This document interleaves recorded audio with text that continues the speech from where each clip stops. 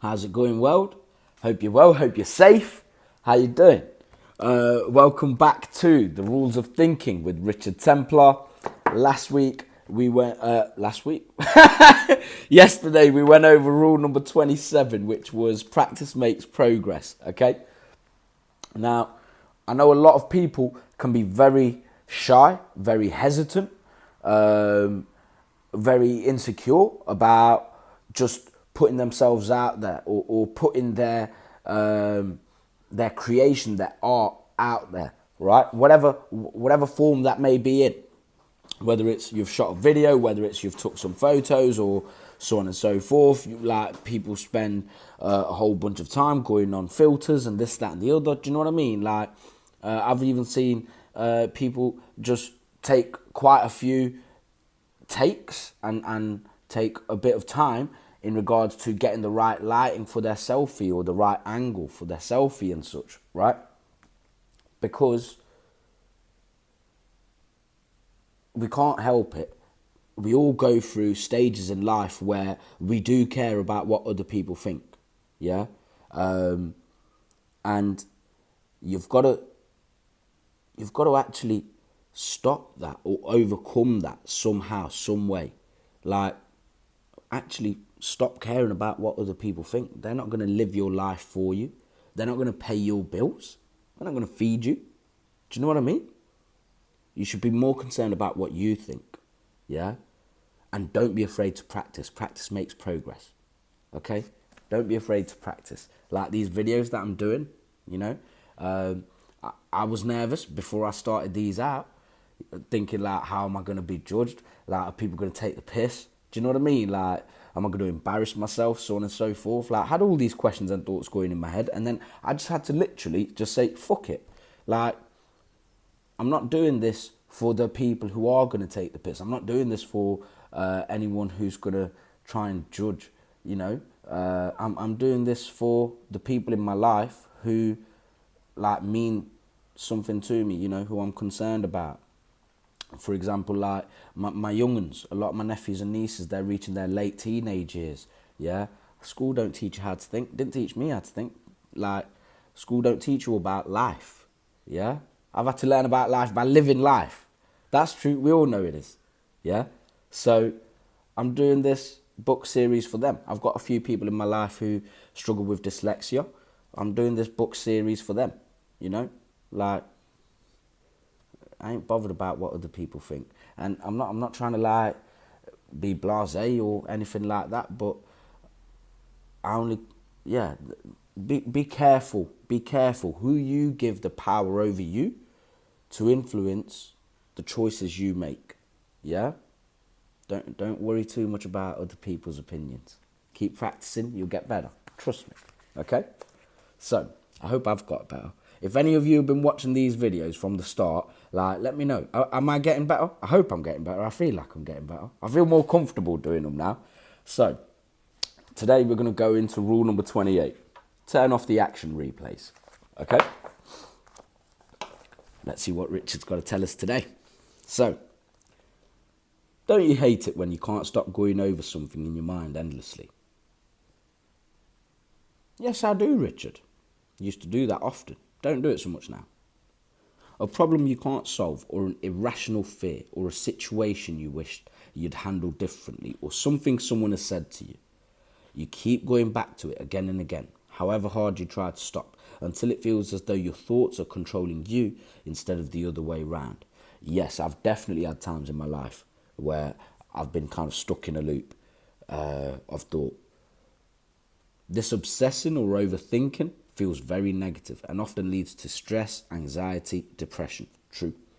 Indeed, it is often associated with these conditions, but all of us, regardless of our underlying mood, can fall prey to it from time to time. This is also true. At its worst, it can make you feel physically ill and can leave you exhausted and unable to function effectively. One of the most frustrating ironies of replaying incidents, worries, or problems in our heads is that you focus more and more on the problem. What you should be focused on is the feelings it causes. It's much more productive to address the fact you are prone to anxiety than to address your fear of flying without dealing with the underlying anxiety? Uno, what are you saying? Cat's going mad. What? You play it? Alright, hold tight, I'm doing a video. And even if you did successfully sort out your feelings about your upcoming plane journey, you still won't have tackled your broader tendency to feel anxious. It will just find an outlet elsewhere. See, literally all that's going through my head right now is this lesson I got taught, and I can't remember who said it, but they said to me, if it's not going to matter in 5 years' time, don't spend more than 5 minutes worrying about it. Yeah? If it's not going to matter in 5 years' time, don't spend more than 5 minutes worrying about it. And I've stuck to that rule of thumb ever since I first came across that. And the peace it's brought to my mind, like, on a real level. If it's not going to matter in 5 years' time, I don't spend more than 5 minutes worrying about it. That's a good rule to follow. Definitely look at that one. Yeah? So what you want is to stop brooding. But that brings its own problems. If I say, whatever you do, don't think about little white polar bears, what's the first image that comes into your head? Little white polar bears. If you actively try not to think about a thing, that can be counterproductive. It's easier to acknowledge that the thoughts will start running through your head from time to time, and then decide what you'll do when it happens. Prepare a positive thought to counter the negative one. When you catch yourself thinking about your fear of flying, visualize yourself happily walking off the plane after it's landed. If you keep returning to the memory of your boss tearing you off a strip, remember a time they praised you for something. If you're going over a situation or encounter that you're not happy about, think about the emotions it engenders, not the situation itself. Recognize why it's making you unhappy. Do you feel ashamed or unappreciated or guilty or disappointed or not listened to? Now think about how to tackle the feeling, because that will enable you to move on from the situation itself, which isn't really the issue.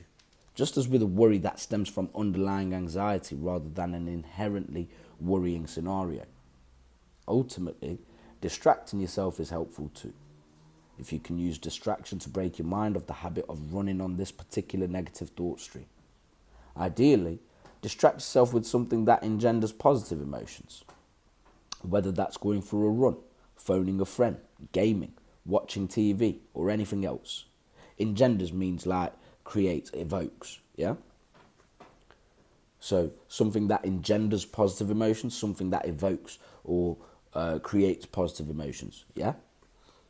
Mindfulness is also helpful here, not only in diverting your thoughts, but also in observing them to give you some detachment. Mindfulness is sick. Meditation, trust me, meditation is the one. If you want to gain mastery over your mind, practice mindful meditation, yeah? Honestly, it don't take long. Well, it takes long to actually, earn a level of mastery over it. You've got to put the effort in.